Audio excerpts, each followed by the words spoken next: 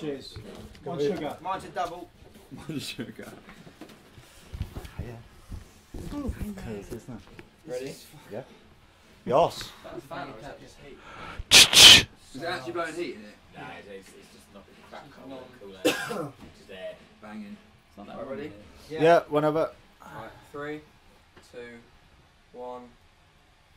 Hello Matthew, welcome to Stars in Your Eyes. I'm joking.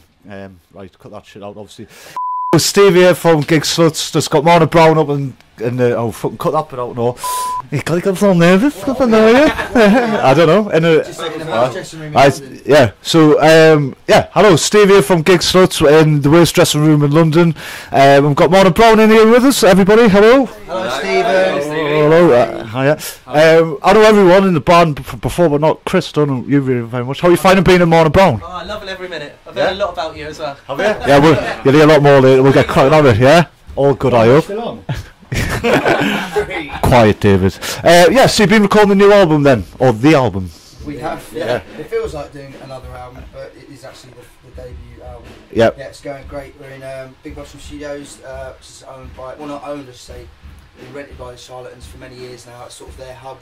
Yeah. And yeah, Jim Spencer is the producer and he's absolutely fantastic. Yeah. Landed on the feet. Yeah. Choosing him. Yeah, it's going really well. We get back in there on Monday the 12th for another week overdub, and then overdubs, and then a couple of weeks mixing, and then hopefully, fingers crossed, we'll have the thing complete. Yeah. You got anyone doing any backing vocals or anything on any of the tracks? I don't know, Steve. Yeah, apparently this guy, some Geordie bloke, we don't know him, we only know him on the internet as Geordie Steve, was going to come in, but apparently he's shit. Yeah. But you know, you've got to do these things, if you promise them, poor bastards, Yeah. you know. Yeah, it sounds like. I've also got, I think, are we getting? Yeah, Yeah, actually, we're going to get, Jim's managed to get Denise Johnson down, who did all Who sounds like an athlete, doesn't she? Yeah, She's she not a runner. does, yeah. She's not a runner. Like did all the sort of gospel and soul Yeah, stuff yeah. on She's the done Primal Scream, yeah. Is she going to be in there with me? Yeah, apparently she's cool as anything. We tell her to get her vocals all booed up and all that, you know what I mean? Yeah. She's like that. She's getting interviewed now somewhere going, I can't wait to get on there with Geordie Steve. Oh, man, short and sweet, you know what I mean? So, Jim Spence, what's he sort of added to your sound and all that? Someone else want to go for that? He's just got a really good opinion on most things. I mean, it's sort of, when you're working with a producer, it can be really pretty. It can be pretty scary because they come up with stuff and you kind of go, oh, please don't come up with stuff that I'm going to hate or ruin the tracks and that. And sort of pretty much everything Jim said, you kind of within a couple of minutes, you're like, yeah, it's better. Even the ideas that where you're like, hold on a minute, don't be messing with our baby here. Yeah. Within a few minutes, you're like, bastard, you know, it's better. He knows. He knows. Knows his shit. Yeah. It's just the difference from, you know, dealing with people we've worked with in the past. No disrespect to them, but yeah, sort of, it's like going to another league. I think. Anyway. Yeah, sound good, man. You got some new tunes as well, haven't you? Which I've never heard before. He's obviously like had quite a strong set anyway, but I haven't heard a lot of the new stuff. I've heard rumours that they're very fucking good though. We'll find out tonight, Stephen. Yeah, happy days. I think you're going to play one after for us as well, aren't you? He's going to do a little tune after.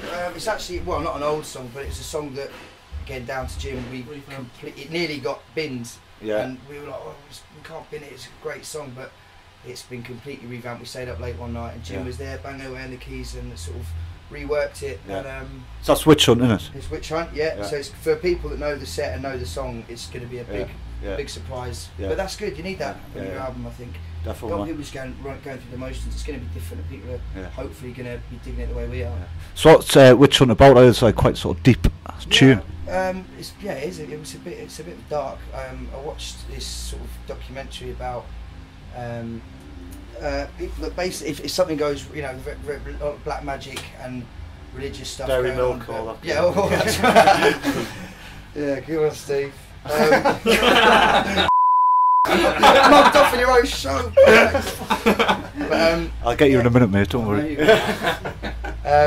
But yeah, it's about basically crazy things that go on in this day and age, whereby if something happens or something goes wrong in the village or you know, certain parts of Africa, or a kid dies of you know, natural causes, out of frustration and sort of anger, they'll just find someone that lives a couple of huts down. They'll be like, oh, she's a witch, and it's disgraceful. And they literally all gang up, and in many cases kill just to kill the so-called witch. Yeah. And it's just basically about that. Yeah. Sounds like Gateshead, to be honest. Like, you know what I mean? Gateshead. Gateshead, Yeah. It's probably not as bad as Gateshead, to be fair. Yeah.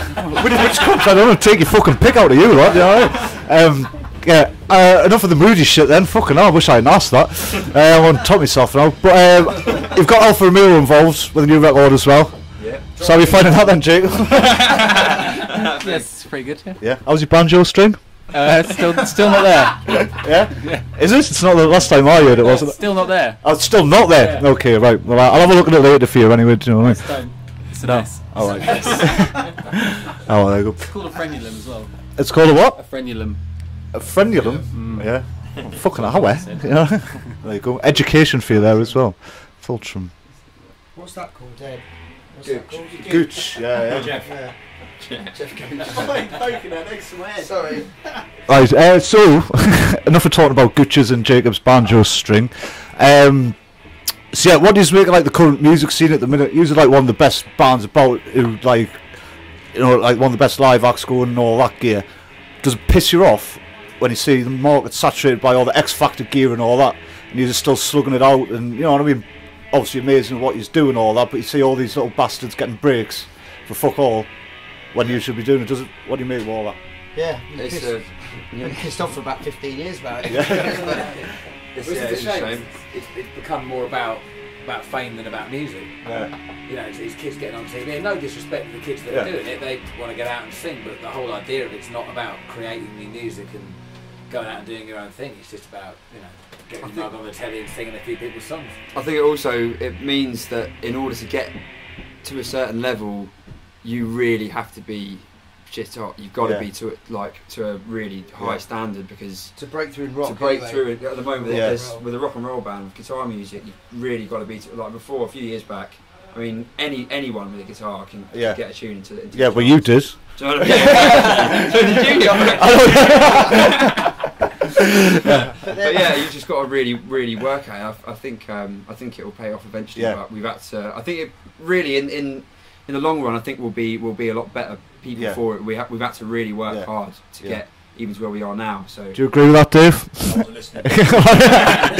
Either that or we just go on X Factor next year. Well, yeah. Would you do that? Yeah, totally. We're just going to cut our hair and wear like matching shell suits and do like and all wear boots. Yeah. Yeah. Start like doing some rap in the middle of the songs and all that. Yeah. Well, if desperate measures, man, we've got to get there somehow. Yeah. Definitely make it Yeah. alright. I'd vote for you. Actually, Alfa Romeo as well. You've got them involved, haven't you? Doing some stuff. Do you want to tell us about that?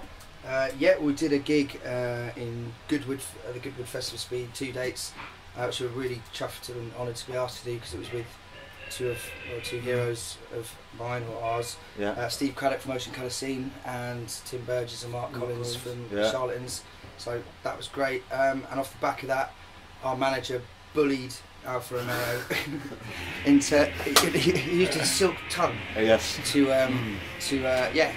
get involved with us, and basically they really liked us. We really like working with them. Yeah. And I think it's going to be a good partnership. Are you just going to do like the fastest gig ever or something like that? Jacob said it's impossible to do. Yeah. There are rumours. My idea was to do it on the bullet fastest train gig in ever? Japan. I thought that'd be a good one. The what? Do it on. My idea was to do it on the bullet train in Japan, going from Tokyo to Osaka or something. You just want to go to fucking Japan, don't you? Yeah. You could just like get the train from London Bridge and like students on there. It's still probably one of the quickest gigs. It's You know what I mean? pretty quick. Yeah. The idea they were knocking about was putting us all in sort of one car each, sort of belting around a circuit like Goodwood or Silverstone or something, and like, playing instruments like through radio pickups. I don't know. It seems a little bit. It's in its working infancy. it's crazy. It's in its infancy, definitely. Yeah. I'll see what happens with that then. What about sort of like other music that he's into? He's obviously just been picked up by like Ronnie Wood, obviously Ocean Colour Scene and Weller and all that are like banging ears. He's been listening to anything else though when he's been recording. I've heard that you had a little bit of a jolly to Croatia and getting banging of all the house music and all that. I did. Yeah. I did. Well. I was really pissed off. I haven't gone that far. Yeah. But basically, you haven't got a choice out in where I went in Croatia. Hvar. Yeah. It's like house and dance or nothing. Yeah. And to be honest, the first time I sort of got turned onto it was funny enough in Ibiza with you and David. Yeah. Because it's sort of, I was always like, no, it's not for me. I'm not doing it. Just turn my nose up. But I must admit, it gets inside me. It's infectious, man. And I found myself enjoying it far too much. And then the same in Croatia, man. I sort of found a sort of a new love for it. Yeah. Does that sort of influence how we've been writing songs and stuff? Does it like, well, not in terms of like the lyrics or anything like that, but the music itself, does that sort of come across? In terms of like writing music, no. But how about him? I think Jacob's track that he came up with, because Jacob's into a lot of different music, a lot of chart stuff. There's a lot of dirty beats, and the opening on the album is Jacob's tune. I can't say what it's called. It's Adult Stand Back. That's stolen off Billy Cobham. Why I say these things? He's a jazz musician, but Jacob brings a lot of different. He's into different stuff. Yeah, I've heard. Yeah. Changing the name of the band as well. It's part of the Pledge deal that you're doing. Does anyone tell us a bit about the Pledge and all that? If anybody wants to pledge in. Yeah, well, yeah, pledge, basically. You are alright, mate. You got a bit of peanut butter on there.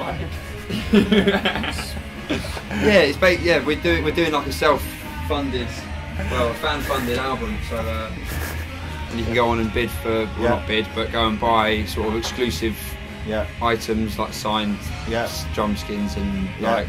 And I think there's a chair there as well, a big Chesterfield just things that cluttering up the garage. Yeah, things we're trying to get rid of. But yeah, and we've had a really good response from it so far. So, and one idea was to change the name, and we're not 100% where we're going yet. But yeah, well, if I was to pledge in and like change the name of the band, like that's one thing you could do, isn't it? So if I wanted to call it like Gigslutz. Could I call it Gigslutz?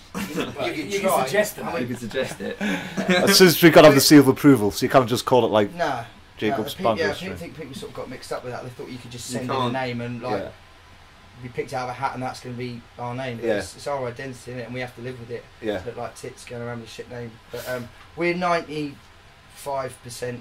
on a name. No, it's definitely happening.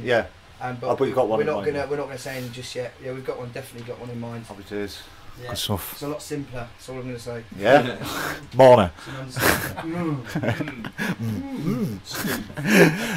Alright then, cheers for that. Like, one, gives a funny story before he's go. I heard one where he was jumping on Mick Jagger's back or something like that, or... But I went cheers Steve. I went to, I shouldn't tell this. Tell us. Is he allowed? Yeah, go on, not the seal of approval. Well, from him, yeah, but...